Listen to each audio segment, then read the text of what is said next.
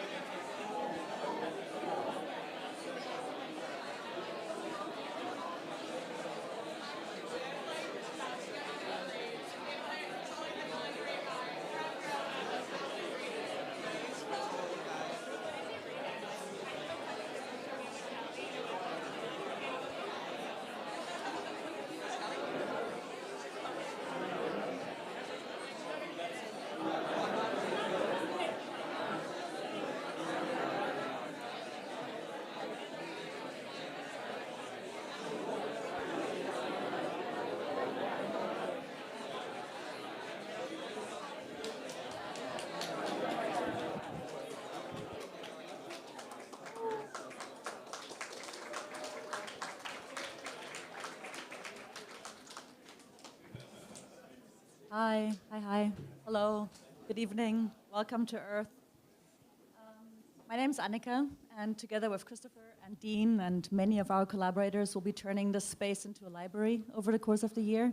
And we'll be running a program with, amongst others, a program of residencies. And it is my pleasure to, tonight, introduce to you our first resident, all the way from Hawaii, where he has lived for the past 5 years, Tao Lin.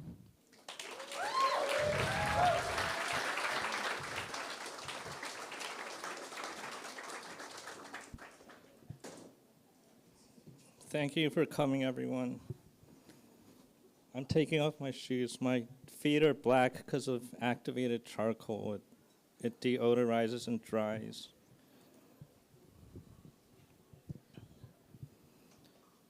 Today I'm going to give a lecture titled DMT, Near-Death Experiences and the Afterlife. It could also be titled My Philosophical Journey from Materialism to something else. And I just have some notes here. I'm going to just try to give it all from extemporaneously.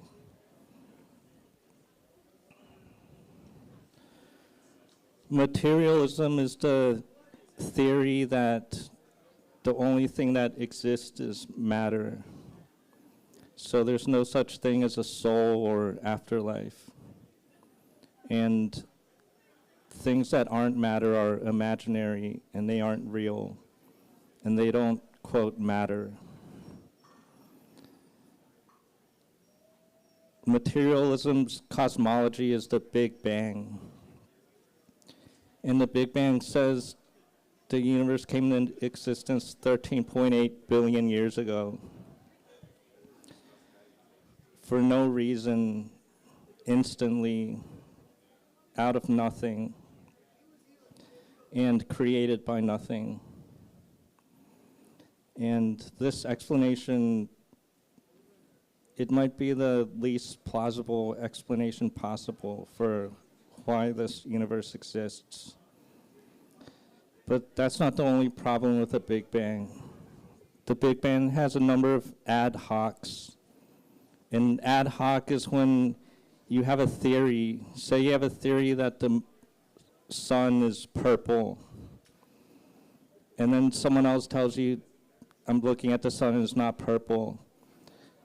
You can abandon the theory, or you can come up with an ad hoc. Like, you can say that it only looks red to you because your eyes, or there's just a plate of glass in front of your face that's red. And the Big Bang has at least 3 major ad hocs. One of them is dark matter. When I first heard of dark matter, I thought it was some fascinating, mysterious thing out there that scientists don't know about. But it's really just an ad hoc created to make the Big Bang work. Because when they put together the equations, it didn't work right. Like, the galaxies were turning differently than they predicted, and the structures of the universe were different than they predicted. So they came up with this ad hoc dark matter, which is just like the plate of glass in front of your face to explain why the sun is a certain color. This dark matter, it's supposedly out there applying gravity to different things. And another ad hoc that you probably haven't heard of is inflation theory. And this one, it says that 10 to the negative 36 seconds after the Big Bang, space itself started to expand. And they had to come up with this for some reason, because the theory just wasn't working, but this thing saved it. And then there's another ad hoc called dark energy, which is 5.4 billion years ago, the universe, which had slowed down from the initial expansion, it sped up again. And that's what dark energy is.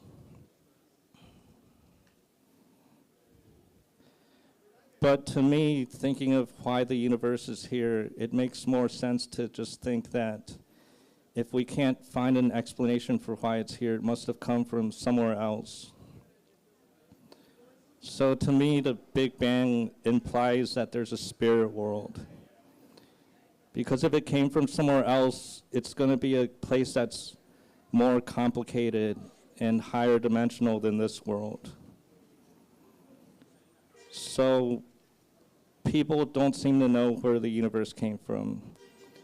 But based on the size of structures that they've found, it's at least 1 trillion years old. It's probably quadrillions of years old or infinitely old, but we don't know. And I'm just going chronologically, that's why I started with that.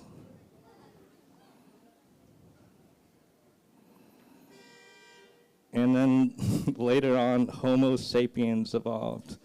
300,000 years ago, they found evidence. And then from then until now, it's possible that many, many civilizations have risen and fallen. But people don't seem to know much about those. But 40,000 years ago, they started to create what are called Venus figurines. And they're these statuettes of women with the female parts accentuated. Like they'll have really wide hips. And people studying these have concluded that these statuettes represent maybe the earliest religion. And by looking at these statuettes and looking at their societies, how they were peaceful and didn't have, wait, I got ahead of myself. So these things started appearing 40,000 years ago. And then 12,000 years ago, there were global catastrophes. You might have seen this on Graham Hancock's Netflix special, Ancient Apocalypse. And they seemed really sure that they were global catastrophes then, and these might have destroyed advanced civilizations like Atlantis or Mu or Lemuria. And then after that is when people say that agriculture developed 12,000 years ago. But it might have just redeveloped, but that doesn't matter for this lecture. It's just that agriculture developed and then people started living in bigger and bigger settlements.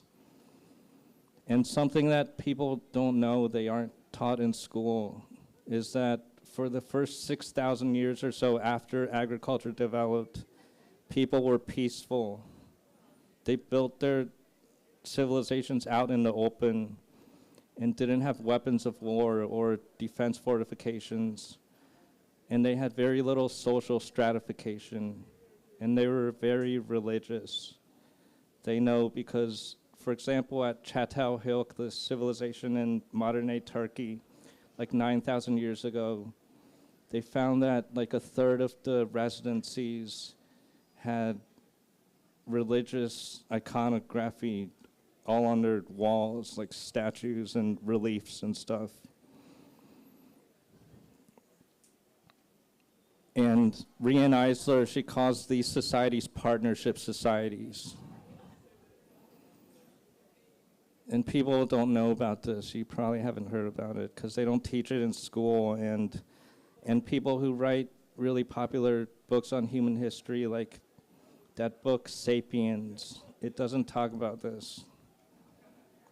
Most people are just taught that civilization began after 6,000 years ago with ancient Egypt, dynastic ancient Egypt and Sumer. But according to these other researchers like Maria Gimbutas and Riane Eisler, it was 6,000 years ago when people fell into what Riane Eisler called dominator culture. And that's when war started. And war led to male domination, not just because men are evil, but because they're bigger. And if your whole thing is based on war and having to defend your civilization, men are going to start taking control and social stratification happens. and just all the chaos continuing to the present day. That's when it started 6,000 years ago. And at that point, what Maria Gimbutas calls the goddess religion that I was talking about earlier with the Venus figurines, it didn't just get destroyed, it got assimilated. And that's why in ancient Egypt and Sumer, there's all these different male and female deities. And there's myths about how a male deity like kills a female deity. So you can see how the earlier religion was getting assimilated and changed. And under dominator culture, it led to the emergence of a deity called Yahweh, like 3,500 years ago. And this can be viewed as a bottom, I think, like a nadir, because this was a monotheistic, angry, jealous God. But then 1,000 years earlier, it got even worse, I think. That's when materialism developed, around 2,500 years ago in Greece and India. So by that point, dominator culture had worn on society enough that finally people were saying that the only thing that exists is matter. And then 500 years after that, there was Jesus. And Riane Eisler views Jesus as a revival of the earlier goddess religion. And then science emerged like 1,500 years later. And at first, all the scientists were religious. A lot of them were Christian. But then finally, in the past 100 years or so, materialism has really become dominant in our society, I think, to the point where spiritual ontologies are dismissed as superstitious or unscientific. Wait, I'm just thinking. Lost my train of thought. So that brings us up. Oh yeah, at that point, or now, we're up to the present day. And now, the Big Bang, something about the Big Bang is that the National Science Foundation, it puts out a biannual survey of what it calls basic scientific facts. And from 1990 to 2018, 32 to 42% of Americans believe in the Big Bang.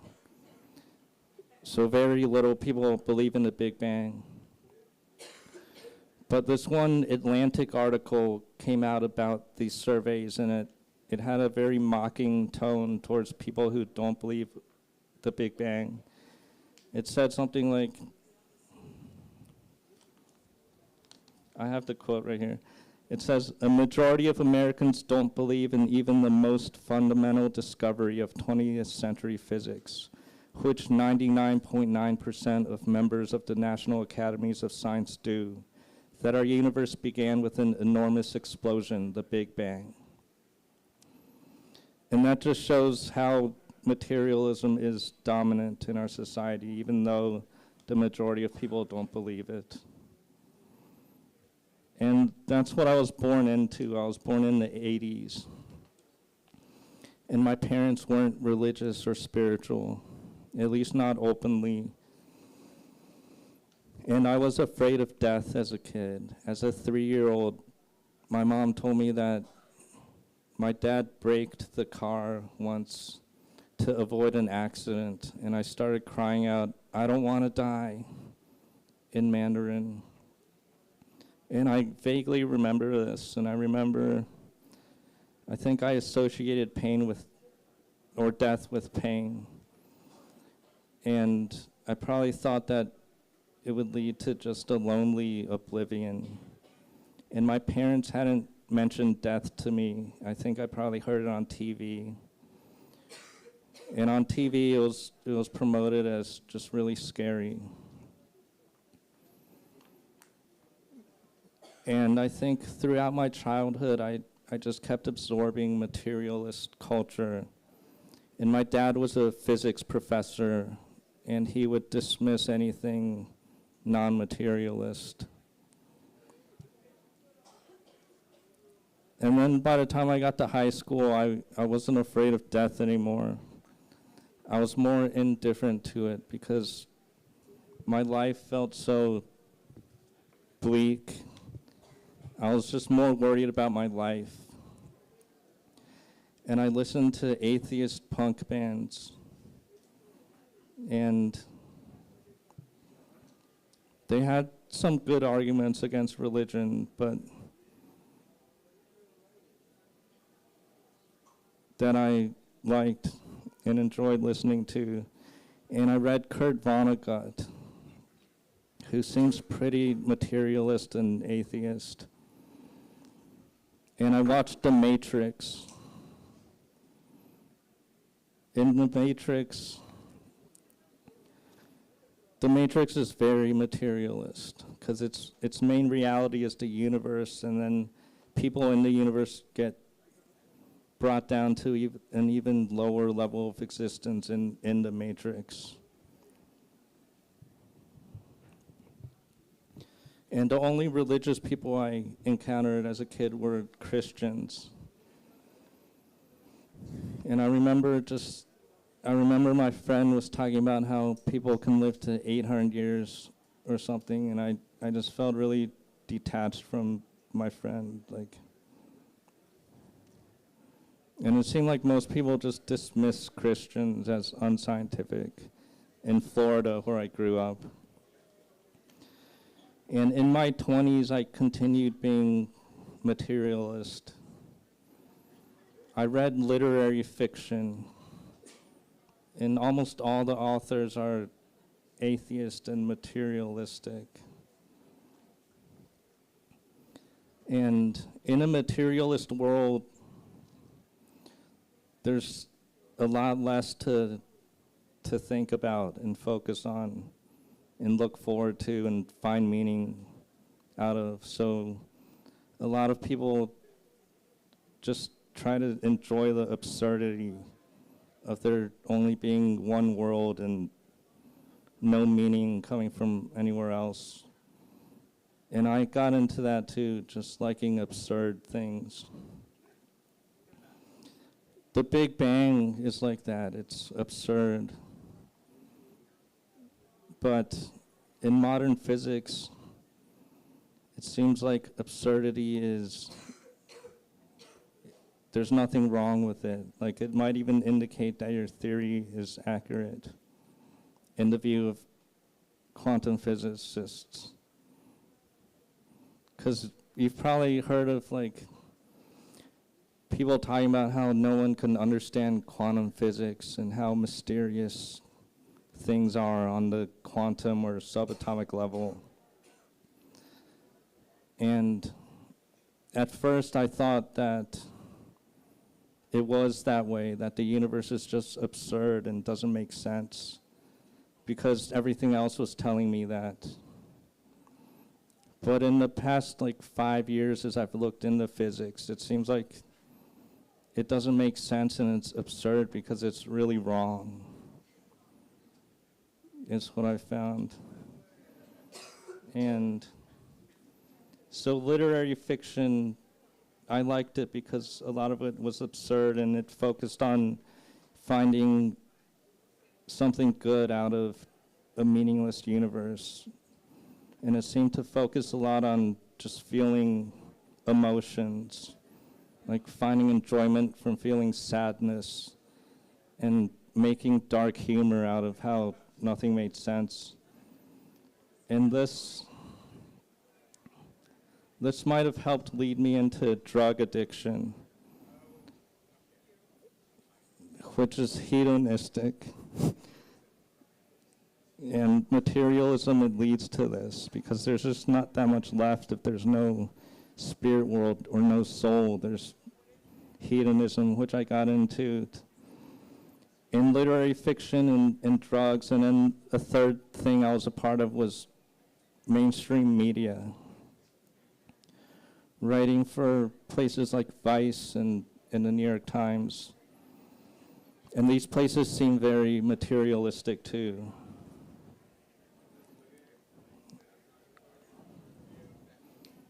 It seems like if you read these magazines and newspapers, eventually what you're going to mostly care about is fame and success and youth and power. And I think I got into that to some degree. But then with the drug addiction, I reached a bottom. And that brings us up to my 30s. Throughout my life, being a materialist, I'd always been searching for something deeper, something more magical. I would look into paranormal phenomena, but nothing was able to convince me that it was real until my 30s. And in my 30s, it's when I first smoked DMT. The first time I smoked it, I was inexperienced with smoking, and I didn't inhale enough for anything to happen. And then the second time, it was 7 months later, and I was better at smoking, and I inhaled what's called a breakthrough dose. And when you smoke enough DMT, you break through, it's called. And this has been described in academic journals. It was described in a paper in Nature's Scientific Reports. They said that when you break through, you enter an entirely other, but no less real world or dimension. And that seems accurate. Besides, it seems kind of like an understatement, because it's not just no less real, it's realer than real, or at least that's what it feels like. But the main thing about it is that it's impossible to describe. It's like trying to draw a scent. That's the main thing about it that I like to hear get stressed, because when people don't mention this, it gives you the wrong impression, as if when you smoke DMT, you just go to another physical place. But it's actually that you go into it seems like a higher dimension. And after smoking DMT a few times,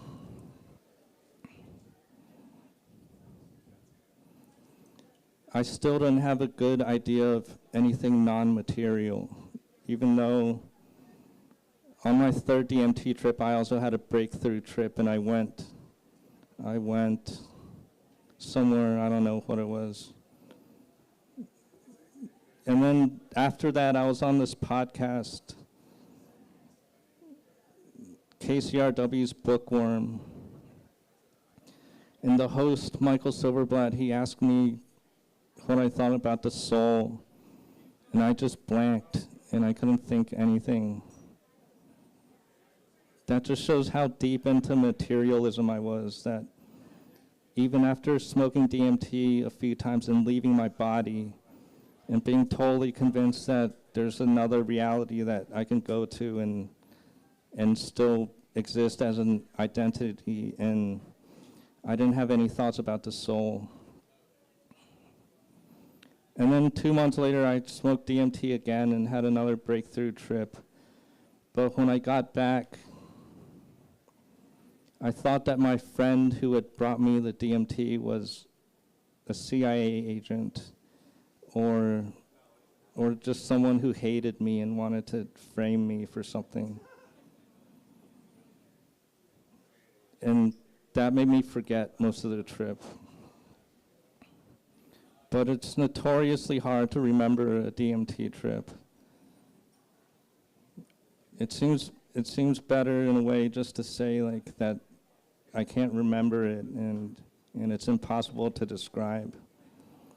Because I found that since it's impossible to describe, when I write about it, I'm just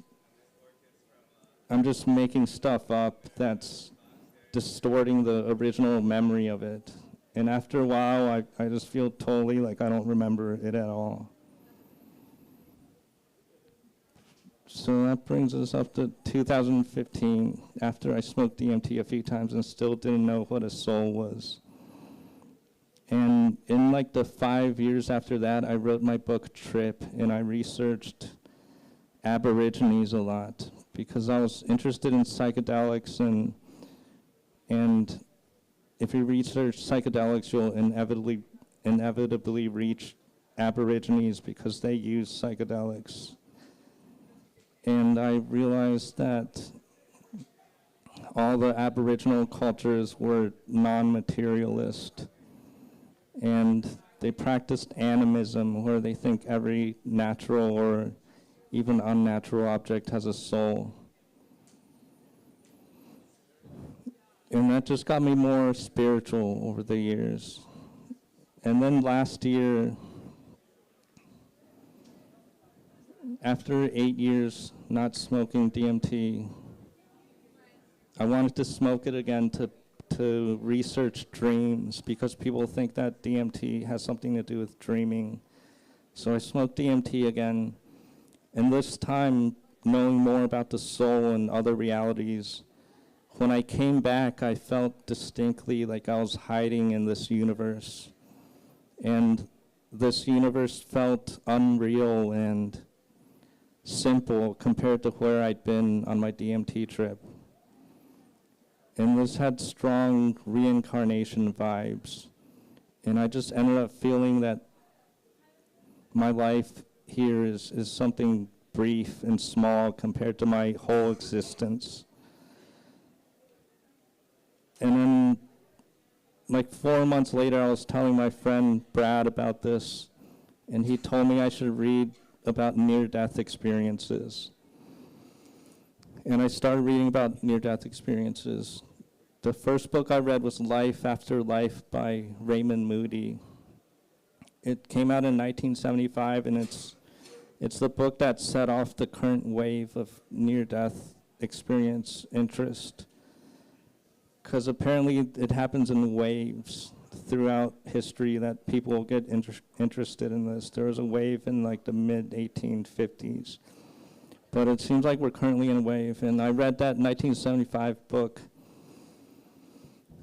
And previously I had thought that near-death experiences were just diluted stories of a few very religious people, just from seeing it on Oprah and in magazines growing up.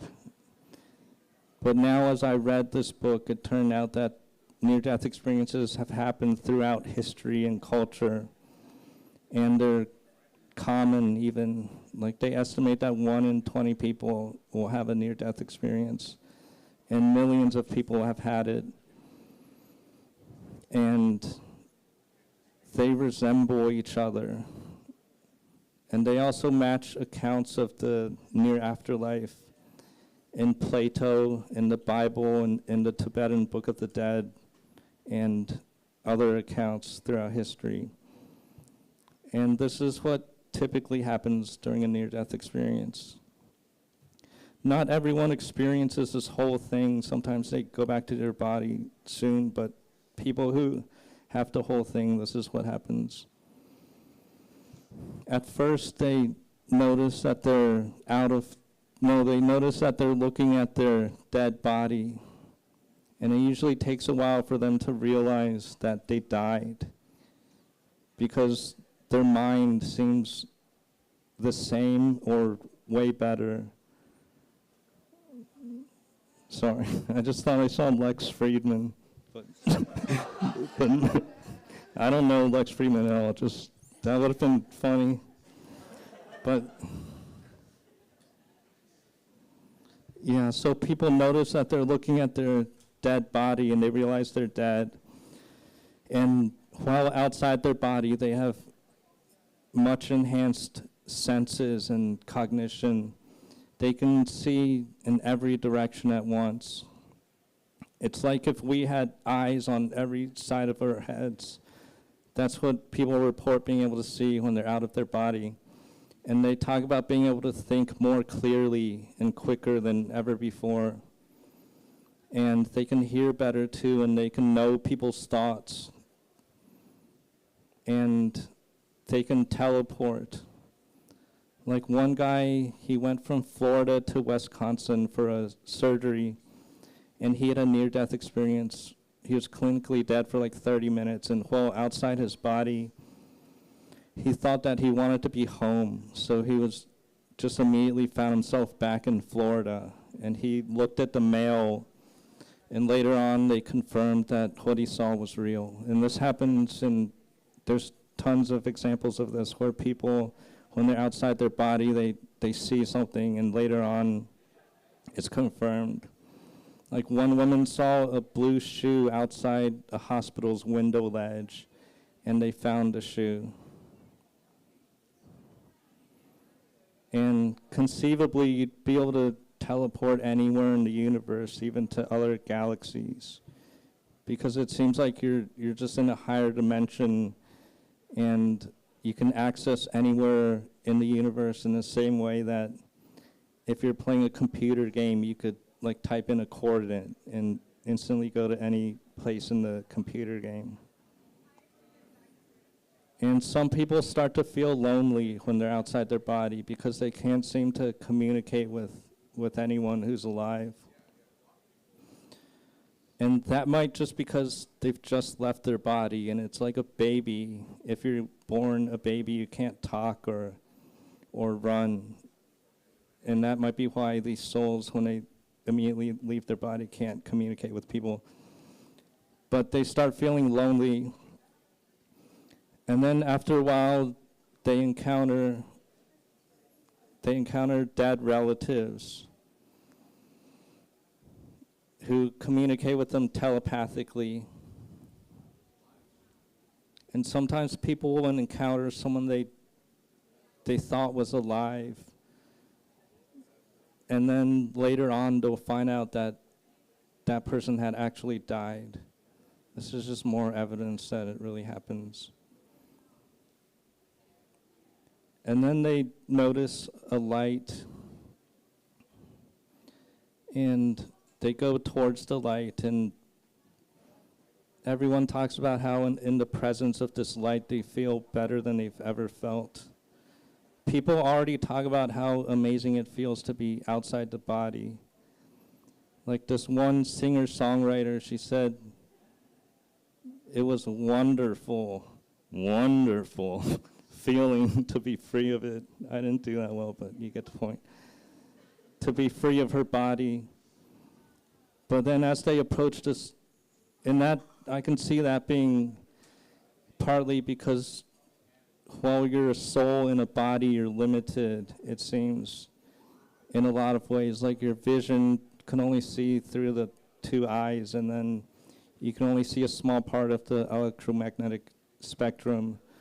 But all these limitations, and also all the pains and brain damage you've accumulated, it seems to go away once you leave your body, which makes sense. And that's probably partly why they feel so amazing out of their body. But then as they approach this light, they feel unconditional love. And then with this light being, they experience a life review. And I've heard about this before, probably most people have, and they talk about how your life flashes before your eyes. But that makes it seem so unimpressive. It's really way stranger than that. These people, everyone has a different form of this, but some people say that they experience every second of their life again. And also everything that they made everyone else feel during their life. And some people might experience more like backstory to other people they've encountered. Like this one guy, he punched a drunk man 32 times, and the drunk guy fell backwards and hit his head on the pavement, And this guy had to re-experience this from the drunk guy's perspective. And he also learned that this drunk guy who had been bothering him had been drinking and had been grieving over his wife and had all these other problems. And people talk about, they have this from 3 different perspectives. Some people, they view it in third person perspective, and they feel it from how they felt it and from the other person, and they have this simultaneously. This just seems really amazing to me, and it's more evidence that the spirit world is a higher dimensional place in relation to the universe, like how we're in relation to a novel or a computer game. It seems like that's how it is. And after this life review, they reach a point of no return where they can sense that if they keep going, they won't be able to come back to life. And then they all talk about how they don't want to go back to their body because it feels so amazing in the afterlife. But then all the people who come back to report this, obviously they return to their body. And one woman said, the singer-songwriter that I mentioned before, she said that when she was approaching the light, she was thinking that she was wondering if she deserved to be there. She was a Christian and was doubting the morality of her life. And she heard her grandmother laugh at that. And the grandmother said that it was like she'd been to school and that they expected her to make mistakes and that she did belong there. And then this singer-songwriter said when she was going back to her body, it felt like diving into ice water.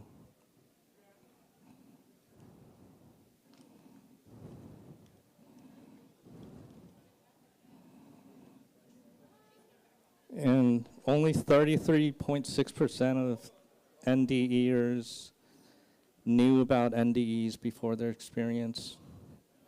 And only 12.7% said it was consistent with their beliefs.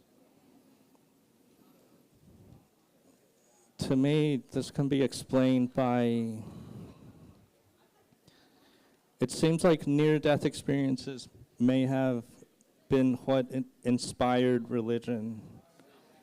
It makes sense to me, and this author, Gregory Shushan, argues this, because he studied indigenous groups, and a lot of indigenous cultures credit near-death experiences with their afterlife beliefs. So it seems like near-death experiences, people had them and they came back and they had been in a world that was realer than the universe, having an amazing experience where they felt better than they ever felt, and they met a mysterious being of light. I can see those people just wanting to focus on that and starting religions. But if that happened, why are people so surprised by their near-death experiences? I think it's because all of our religions today developed or evolved during the period after dominator culture got into control 6,000 years ago. That means all these religions developed in a time of social chaos where people weren't mainly concerned with being accurate or even spiritual. A lot of people were concerned about just maintaining power and trying to control other people or influence other people to act a certain way. So to me, it just seems inevitable that things that developed in a culture that is almost entirely focused on war and national defense and that at a certain point became materialistic, and where people are so socially stratified and many people are just trying to get more money and power for themselves, that things that developed in this context are going to be distorted to some degree. So it seems like the judgment or the reward and punishment theme of many religions, it could just be added on because of being in dominator culture. And I'm not just talking about the Abrahamic religions. My mom was talking about how in Taiwan and China now there's 18 hells in Buddhism. And when someone dies, they have various Buddhist rituals and they tape up the 18 different reasons on the walls just to remind people, I think. And this is probably the main reason why I think near-death experiences are so good to talk about and to learn about, is because it dissolves all this fear that after you die you're going to be judged or punished. It seems like an amazing message to talk about, but that wouldn't be like the only reason to want to talk about it. It's also just because it seems true, because it's based on the first-hand evidence of people basing it on their senses.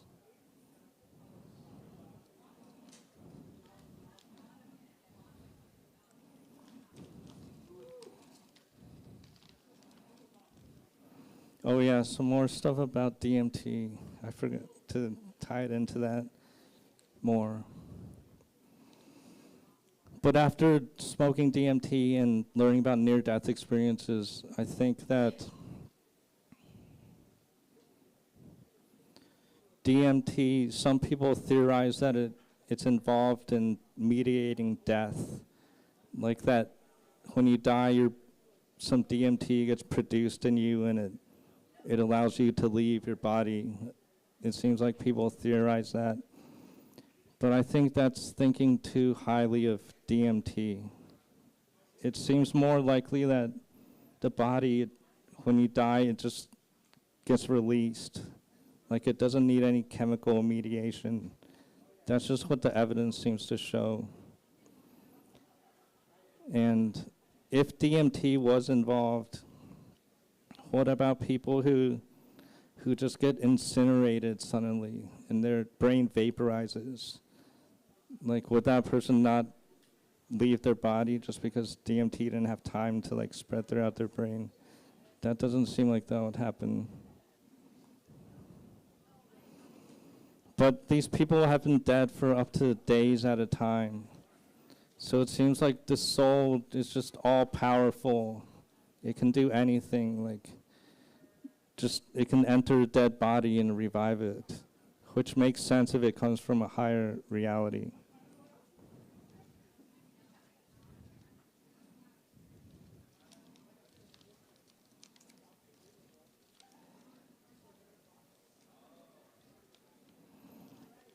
And the last thing I'll talk about is just how I like focusing on how mysterious life is. Because sometimes I can hear, or it just seems like that's not focused on enough. Like religions that say that there's reward and punishment in the afterlife, it seems like they're reducing the spirit world just to be a reward or punishment for this life, which has increasingly seemed like a just really reductive of the spirit world. It's like if you were playing chess and someone told you that what you do in chess, you're going to get punished by your existence in the universe after the chess game. It just doesn't seem accurate. It seems like it's reducing the larger reality into something, into reward or punishment for this reality, Whereas it seems more likely that this reality is a tiny thing inside the bigger reality. And I feel like, another thing I forgot is that the light being, it seems to intimate to people that what they should do in life is to love and to learn. And people talk about how they don't feel any judgment in the presence of this light being. One woman said that when they came in her life review upon things she'd done that were selfish, the light being intimated that she had been learning from those too. So that makes it seem like life is more like a computer game or a novel that we might play and learn from, instead of some kind of test that we're going through that we have to act right in. And another researcher, Bruce Grayson, he's talked to a lot of near-death experiencers, and he says that in his view, souls come to the universe to learn to love with conflict. He says there's no conflict in the spirit world. But I feel like whatever the reason is, it's probably many different reasons. One of them could just be like how we go to the gym or we do something else that's difficult, because after we do it, we feel better. And what makes me think, I just thought of this, in the spirit world, what makes me think that it's just some oneness that we return to and there's just nothing else, is that last year people started doing intravenous program DMT studies where they give people DMT in a IV to let them have the breakthrough experience for up to 30 minutes at a time. And these people talk about on DMT, they visit other worlds that seem like our world. Like they see different entities living their lives in villages and whatever. And thinking as I do that DMT brings one to the spirit world, it just like sort of teleports you into a different part of the spirit world each time, it seems like. That makes it seem like the spirit world is like a higher dimensional universe that has its own planets and people living higher dimensional lives, rather than just some secondary thing that we go into just for a time where nothing happens and then we get reincarnated or something.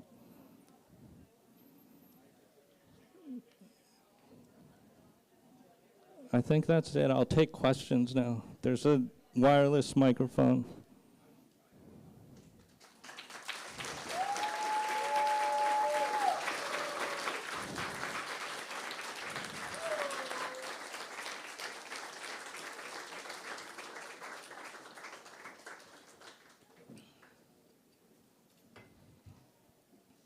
Hi, thanks for your lecture.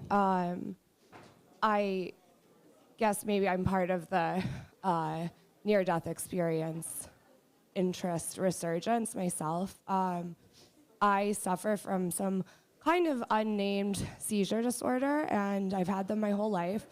And I recently, for the first time, had a seizure going into surgery, and I was hooked up to machinery, monitors, and I died on the OR, in the OR rather. It was very similar to every other seizure that I've ever had, in which I like rapidly go through all these things that I've only ever been able to describe as like what felt like other dimensions. I guess my question to you would be, in your seemingly extensive research, have you encountered, I know there's been some research in like indigenous cultures about epilepsy and dimensional transportation, or I don't know if they call them near-death experiences. Like, I don't know, I'm curious to your thoughts on like, if you have any thoughts on that, and if seizures relate to it. It could be that I've been dying my whole life and I just didn't know it. Yeah, anyway, thanks. I've read about people having near-death experiences during seizures. That seems to happen. And it seems many things can trigger what's like a near-death experience. And people call other things just out-of-body experiences, other things similar to this, and also near-death visions where someone close to death will seem to leave their body in some way and have some kind of experience or see dead relatives. And people have talked about being able to trigger near-death experiences from meditation and from hearing two different tones in their ears. And prayer, and there's a lot of different ways it seems to achieve a near-death experience. And I feel like the soul would probably can just leave its body if it wanted to, if you become aware enough of it. Like a what does? Yeah. Or it's just so powerful, it seems like it should be able to just leave if it wanted to. I was thinking about in the Matrix doesn't believe in a spirit world, but if something like the Matrix happened, I feel like souls would just be able to leave the horrible reality that they got stuck in, where the aliens or whoever they are, they put people in those pods and suck out something from them. Raise your hand if you've seen the Matrix. Mm-hmm. Yeah, I thought most people would have seen it.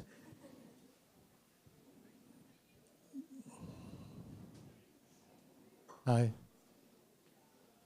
Over here. You use the word accuracy and an interest in accuracy during this lecture, which feels like a really strong theme through a lot of your work. And you also brought up this idea that I've heard you speak about in the past of life, the relationship to a soul living a life similar to the relationship of a reader in a book. And I'm curious about how you feel this maybe thematic interest in accuracy and sort of third-party perspective that you've taken to a lot of your writing has informed this new sort of, not new, but this sort of second phase of your career towards research and an interest in the spiritual world, and sort of your approach there. Yeah, I've just been interested in accuracy for a long time. Part of it might come out of autism, because being autistic growing up, I ended up getting meaning and pleasure out of things that aren't people. And that means like numbers and just other things. That probably influenced me to want to be accurate. And I feel like everyone wants to be accurate, I think. Like, I don't hear people talking about how they want to be inaccurate, like when they're talking to people. And then me being in journalism, I went to school for journalism, that accuracy is really big in journalism and nonfiction. And accuracy might have kept me away from spirituality some, just because I feel like it took a lot to convince me of something. And accuracy has to do with facts. So when I encountered near-death experiences, that was finally what was able to convince me that there's a spirit world, because of how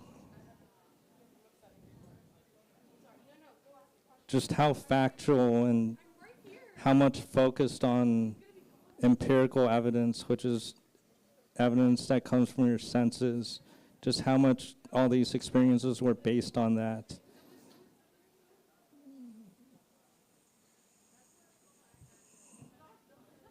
like, when I read religious texts, they didn't get into trying to prove that a spirit world existed to me. Like, they're concerned about other stuff. But for this, I feel like I'm just reading almost pure spirituality, pure focus on the soul and the spirit world. Like, focus on that, and it's also not trying to convince me of anything. It's just people's experiences. And then there's a lot of people like me, I think, that are more, quote, scientifically minded, and they need evidence to make them believe something. And that's what a lot of these near-death researchers are. Like, they'll start off talking about how they didn't believe any of this, and then gradually, as they saw the evidence, they started to believe, and I feel like that's me too.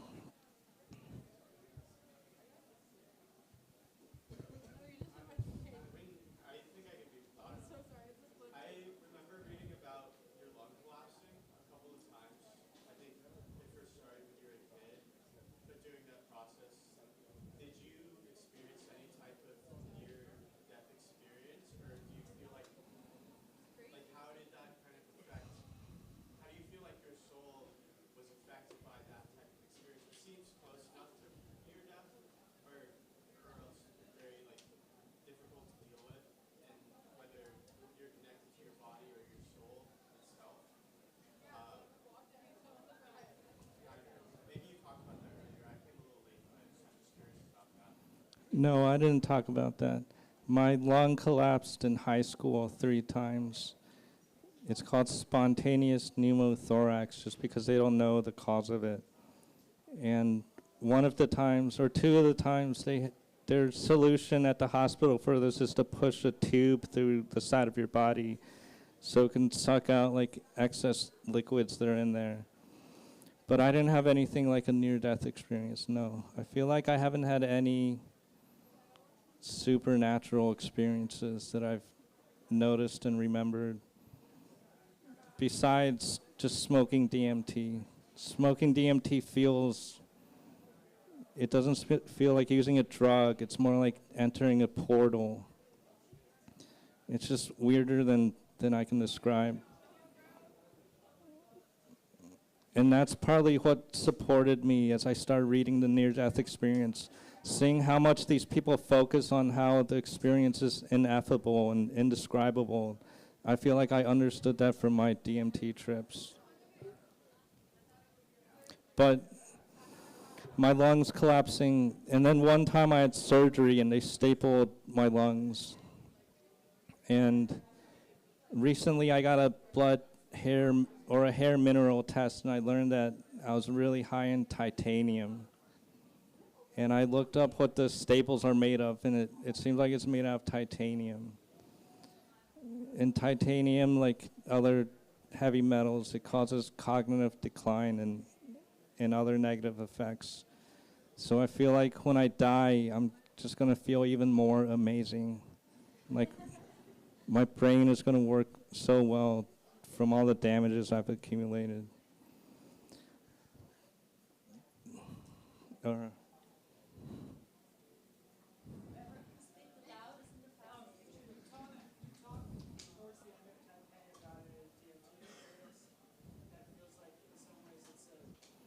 It's a psilocybin experience, but that's in Trip.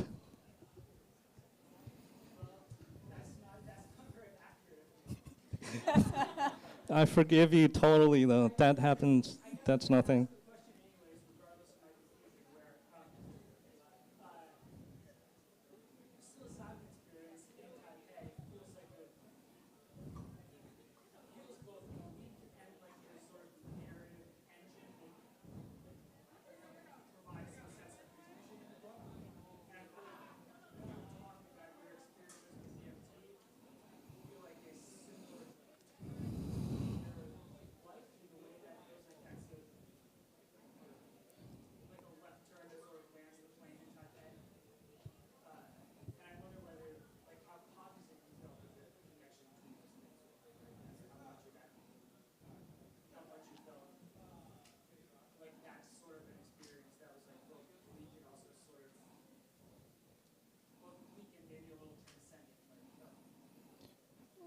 I feel like my DMT experiences haven't affected me that much. Like after the first few times, that's when I still didn't know what a soul was. So I just viewed these as like really weird, indescribable experiences. And then the one that had an effect was the one I did last year, where when I came back, I felt like I was in a lower dimensional world, like a massively multiplayer online role-playing game or something. It felt, despite how complex it is, it felt simple and artificial compared to where I'd been. But it was really reading about near-death experiences that excites me now. Like, I didn't read 7 books on DMT, but I've read 7 books on near-death experiences this year, and I only started reading them in January. And yeah, I'm way more interested in near-death experiences than DMT. I feel like DMT, a lot of the research is from a materialist perspective. Like people focus on how psychedelics affect the 5-HT2A receptor, as if that explains anything. But to me, it's more, I think of psychedelics now as they loosen the soul a little bit. That's why on a psychedelic you'll feel heightened senses. And it's why in brain scans they show reduced brain activity with psychedelics. But I feel like the soul gets ignored a lot in psychedelic research, so they don't get to that point.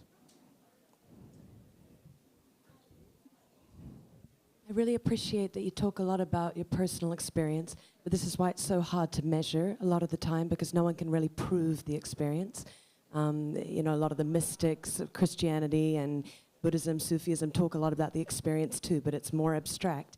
But when you talk about near-death experience, it lands it in this tangible realm in a sense, because it's people talking about real life.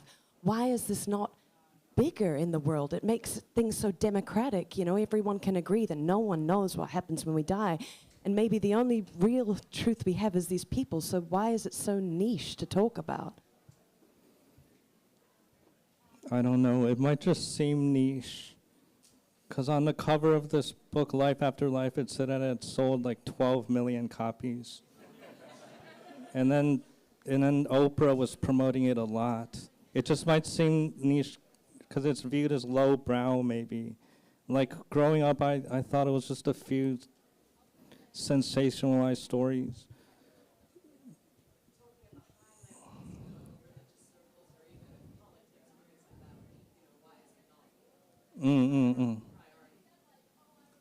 Part of the reason too might just because it conflicts to some degree with every religion. Like I view it as the source material that people could keep going back to checking what the afterlife is like, but since we've only lived in dominator culture the last 6,000 years, there's all these distortions constantly happening to it, and people usually don't want to talk about how near-death experiences disagree with like this one part of a certain religion. But the thing I focus more on with near-death experiences is that it refutes materialism. Like by disagreeing slightly with all these religions, I don't think that it's refuting these religions. It's proving them, and it's just the first-hand evidence that gets distorted once it gets out into the world.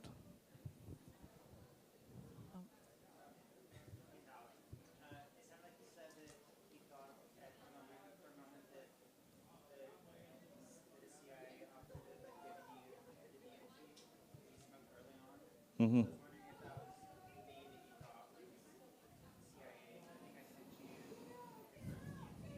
Mm-hmm.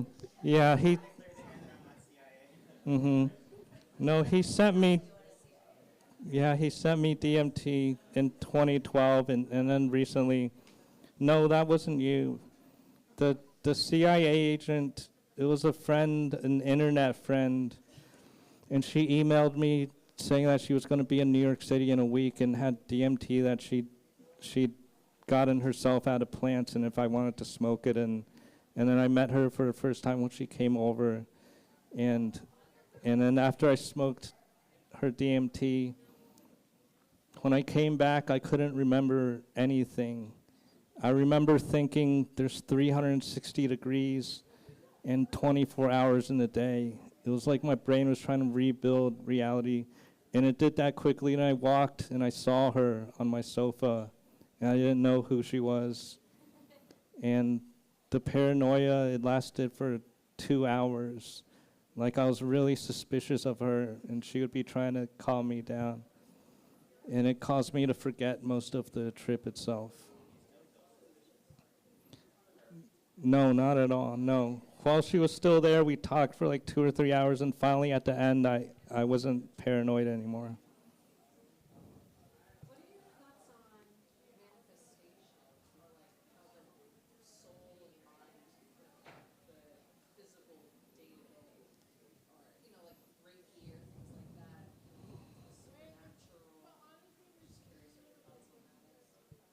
I'm not sure. I don't know what Reiki is, and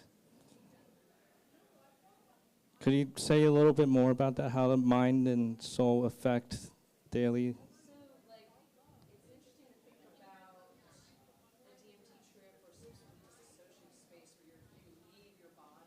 Mm-hmm.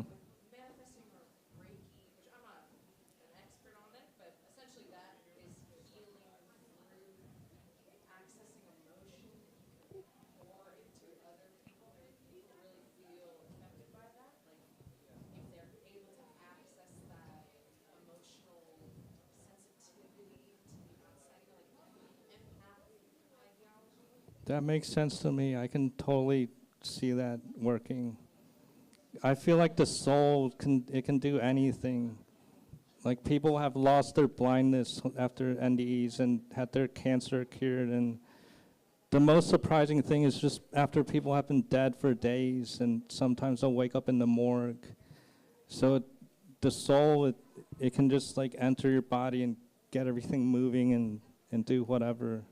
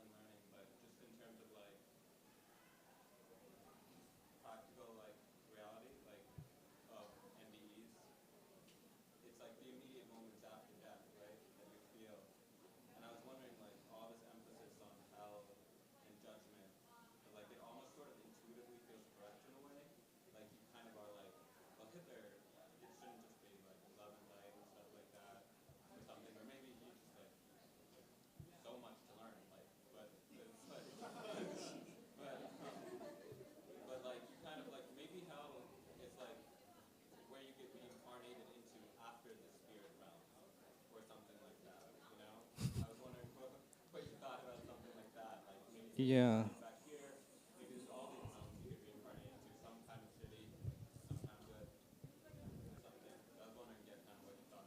Yeah, possibly after these amazing experiences, then you get sent to hell. For some reason, I just don't believe that. One reason is I might believe it if I just believe the mainstream view of history, which is that once civilization started, everyone was addicted to war and power and all this stuff.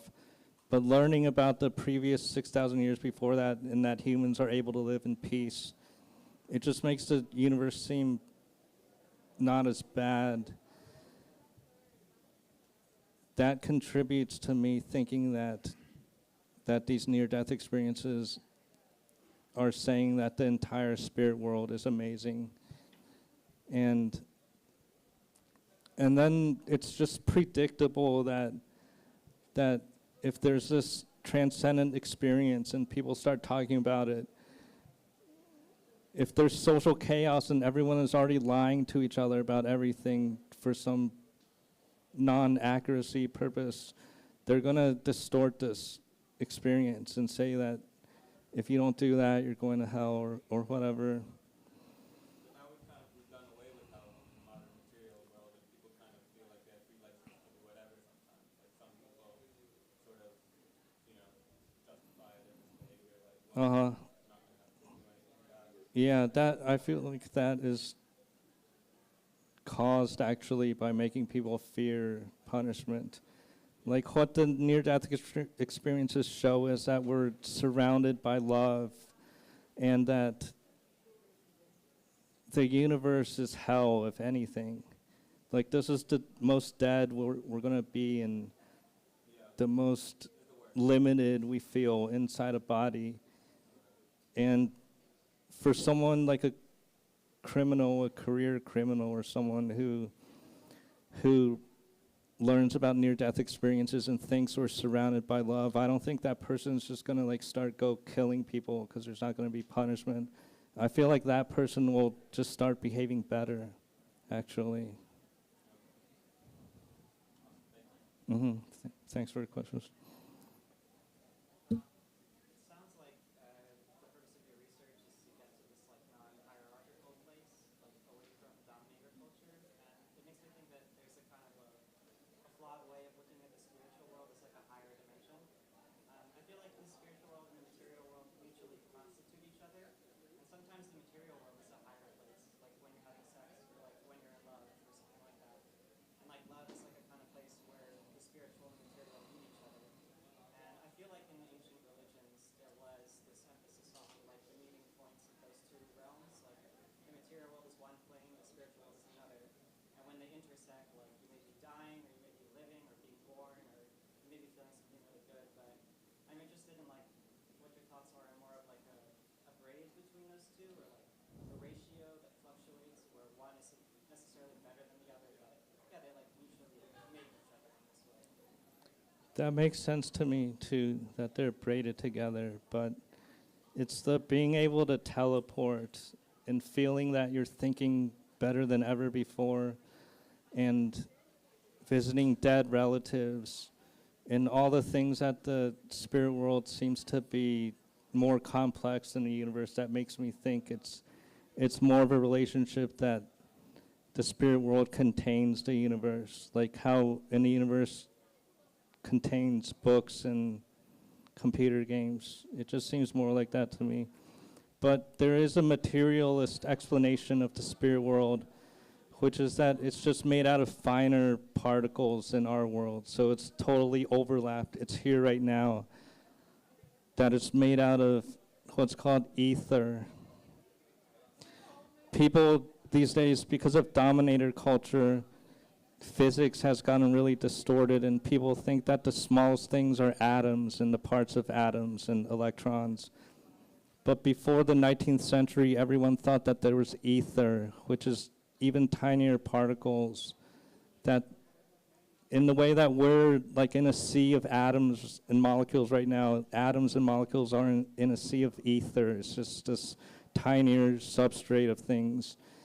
And some people believe that that was the spirit world, which makes sense to me too. I like this theory. And then these ether particles, they're made out of even smaller particles. And that could be a deeper layer to the spirit world. And if this is true, it's also overlapped with us right now. But we can't normally access it. But the spirit world, it could be like one side of a coin and we're on another side. And to get down, we have to shrink way past the size of an atom to something really tiny. And then if we got to the other side, there would be yet another side that was even smaller. And this would explain a lot of things, like how everything is connected and how you can teleport in this world.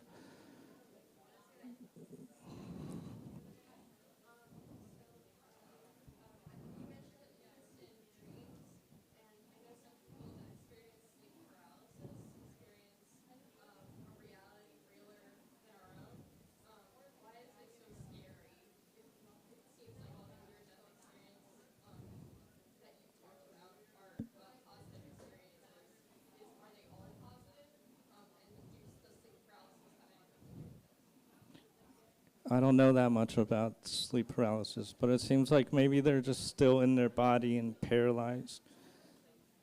But are they all good?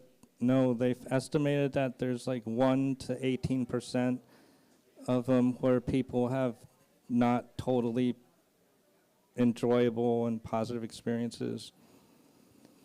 And a lot of these they found are just because someone might be really controlling and wanting to be in control all the time, and when they leave their body and start going towards the light, they start panicking.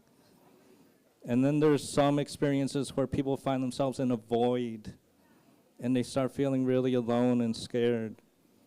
And that seems to be just part of the experience where they're waiting for the light to arrive. And then there's experiences where people encounter hellish imagery, like people screaming and dying. And then, but these experiences, they end up turning good. And the person always views the entire experience as good. That could contribute to some religions' view that there's punishment in the afterlife, people who've had that. And there's another kind where I just read about this the other day, where the person does feel judged by a higher power. Instead of, in most of them, they just, if anything, they only judge themselves during the life review. Some people, like less than 1%, they do feel judged by some higher power. I haven't read much about that yet. Wait, you already asked, but there's someone there. Oh, that person, sorry. Yeah, you.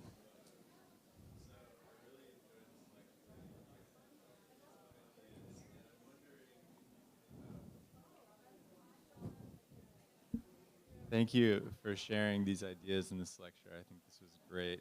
And my question is, do you think that fiction is an appropriate way to... Do you think that fiction is an appropriate way to explore these ideas?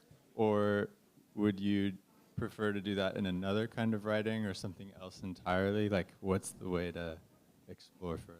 I'm working on nonfiction about it. Nonfiction seems really important in researching this, just because if it's fiction, people aren't going to believe you. And the main thing is getting people to believe that near-death experiences happen.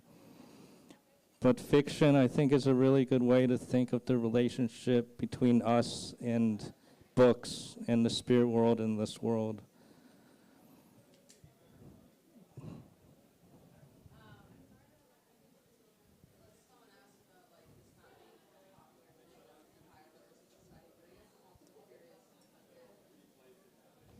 I guess I'm also curious, are there any communities that build up around near-death experiences or people who are sharing with other people? Because it seems overall like a pretty individual, like you were saying, indescribable thing. So is that just kind of the nature of the experience, or are there groups that are forming around this kind of thing?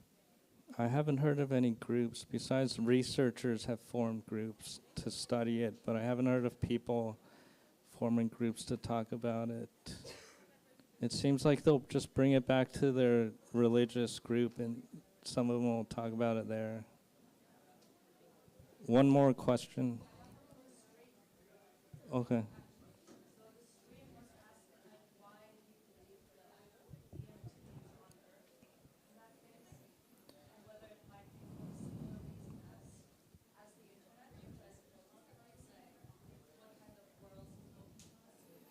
Why is it on Earth? It has a lot of functions. It's anti-inflammatory, and it's involved in tissue regeneration, and it protects neurons in times of low oxygen. And they found that rats who they give heart attacks, the rats have surges of DMT in their brain, but it doesn't seem nearly enough to give a psychedelic experience. So it has all these other uses. I don't think it's involved in death. I feel like a lot of people who are into DMT, they just want to, like with everything, they just want to make it like the main thing that solves everything, maybe. One more question. Do you think that all living things have souls that commingle in the spirit plane like plants? I don't know. I don't know if plants. I feel convinced that animals do. When my parents' dog Doo-Doo died in February, 3 days after she died, this moth that I had never seen in Hawaii landed on my computer screen next to an email I had sent my mom, whose subject line was Doo-Doo. I feel like that part's just coincidence, but it landed on my computer screen and stayed there for a while, and I photographed it and took a video, and then it flew to my chest for a while, then it flew away. And my mom, she also felt that Doo-Doo visited her as a moth.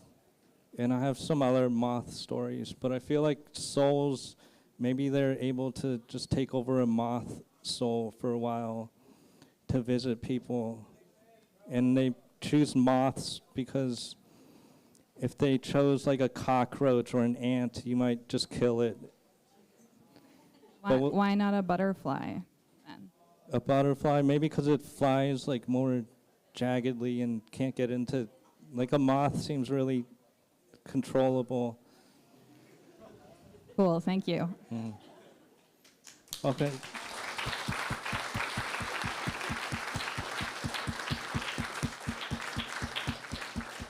Thank you for coming, everyone. I have some mandala prints on the table that I'm selling for $30. If you want one, you can just get one and find me and pay me. Thank you.